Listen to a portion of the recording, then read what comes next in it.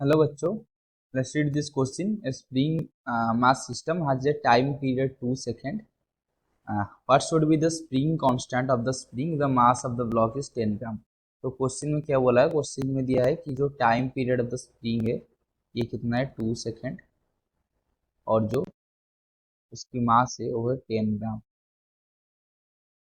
तो हमको क्या फाइंड करना है? जो स्प्रिंग कांस्टेंट होता है के इसका सिंबल है तो वो कितना है हमको पूछा है. उसके लिए जो की कंसेप्ट है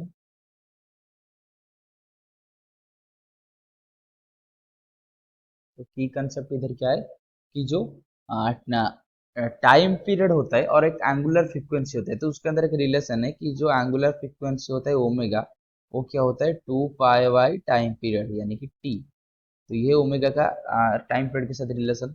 तो ओमेगा का और भी एक फॉर्मूला है कि जो ओमेगा है ये equal to root over of K by M. तो इधर के क्या है? तो इधर के है स्प्रिंग कांस्टेंट, एम है मास. तो इसको हम ऐसे भी लिख सकते हैं ये जो ओमेगा स्क्वायर है ये के बाई एम दैट इम्प्लाइज जो के है ये है ओमेगा स्क्वायर इंटू एम. ये दोनों इक्वेशन को हम यूज कर हम निकाल सकते हैं कि पहले तो निकालेंगे ओमेगा कितना है. तो ओमेगा कितना है? ये है 2 पाई बाई टी यानी कि टाइम पीरियड.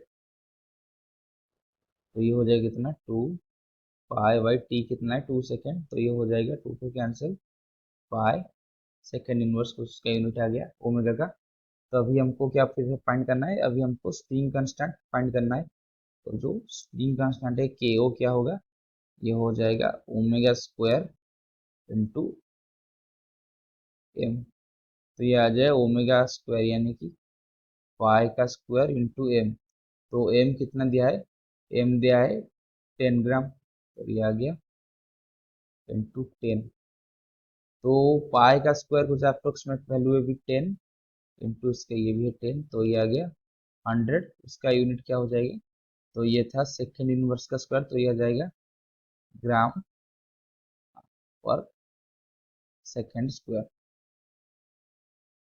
तो ये आ गया उसका यूनिट और उसका मैग्नीट्यूड यानी कि 100 ग्राम पर second square the value of के स्प्रिंग कांस्टेंट. तो 100 ग्राम पर second square is the right answer. I hope you have understood this question. Best of luck.